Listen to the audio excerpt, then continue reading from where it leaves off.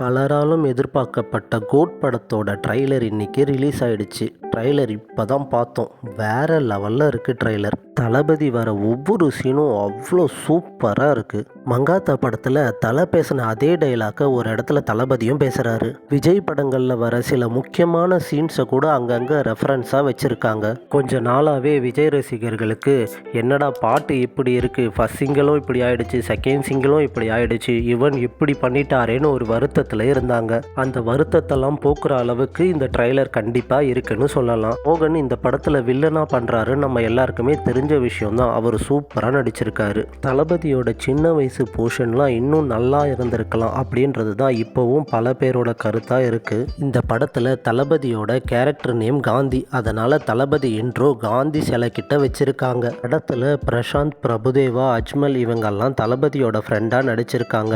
ஆனால் அஜ்மலோட கேரக்டரை பற்றி பெருசாக ரிவீல் பண்ணலை. இந்த ட்ரைலரை பார்க்கும்போது முழுக்க முழுக்க ஆக்ஷன் மட்டும் இல்லை, தளபதியோட காமெடி நிறைய இடத்துல சூப்பராக இருக்குது. தளபதியோட க்யூட் ரியாக்ஷனை விபி நிறைய இடத்துல பயங்கரமாக யூஸ் பண்ணியிருக்காரு.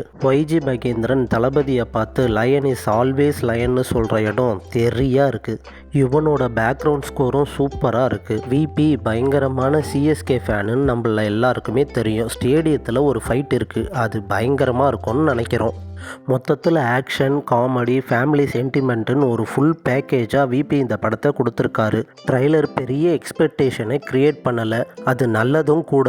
மாஸ்டர் டைட்டிலில் தளபதியோட கண்ணு அனிமேஷன் ஆகிற மாதிரி இதில் தளபதியோட எல்லா படத்துல இருந்து முக்கியமான கேரக்டர் அனிமேட் ஆகி வர்றது சூப்பராகவே இருக்குது. மொத்தத்தில் இந்த கோட் படத்தோட ட்ரைலர் தளபதி ரசிகர்கள் எல்லாரையும் சந்தோஷப்படுத்தி இருக்கும். இந்த ட்ரைலர் கடைசியில் கில்லி படத்துலேருந்து வர இந்த சீனை ரீக்ரியேட் பண்ணியிருக்காங்க. அது பார்க்கவே அவ்வளோ ஃப்ரெஷ்ஷாக அழகாக இருக்குது. செப்டம்பர் 5 இந்த படம் ரிலீஸ். அதுக்கு ஒன்றும் ரொம்ப நாள் இல்லை. இந்த ட்ரைலர் மாதிரியே படமும் ரசிகர்களை ஏமாற்றாமல் இருந்தால் ரொம்ப சந்தோஷம்.